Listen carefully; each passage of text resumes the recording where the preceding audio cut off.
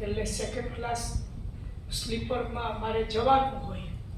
પણ સિદ્ધાર્થ અને સચિન તો ફ્લાઇટમાં આવ્યા, પણ કિરણભાઈ, શરદ સ્માર્ટ, હું, કૌસ્તુભ, કિરણભાઈના એક મિત્ર અને 5-6 જણાએ નક્કી કર્યું કે એ લોકો તો સેકન્ડ એસીમાં જવાના હતા. હું ને કૌસ્તુભ પર ડિફરન્સ આપીને અમે સેકન્ડ એસીમાં ગયા. એટલે 5-6નું કોઈ કવર તો મળવાનું જ નહોતું.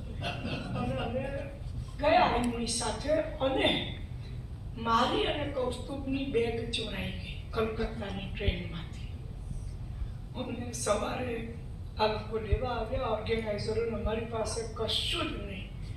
અને ત્યાં ઉતારા પર ગયા અને પછી અમે 2 જણા ટૂથપેસ્ટ ને ટૂથબ્રશ ખરીદવા નીકળ્યા.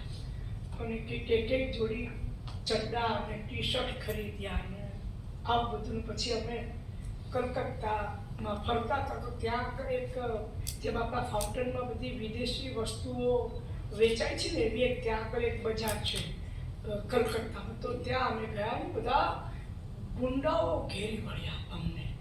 કંઈક અમે ભાવતાલ કર્યો હશે, પછી કંઈક નહીં ચાલ્યું તો મૂકી દીધું. તે કે ऐसे कैसे रख दिया, वो तो भी खरीदना पड़ेगा, પૈસા માંગવા લાગ્યા.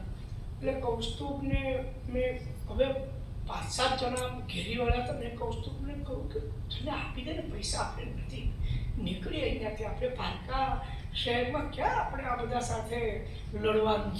તો કૌસ્તુભ માનવા તૈયાર કે સંજય મને વાત કરો તો હું વાત કરું છું ને લોકો સાથે.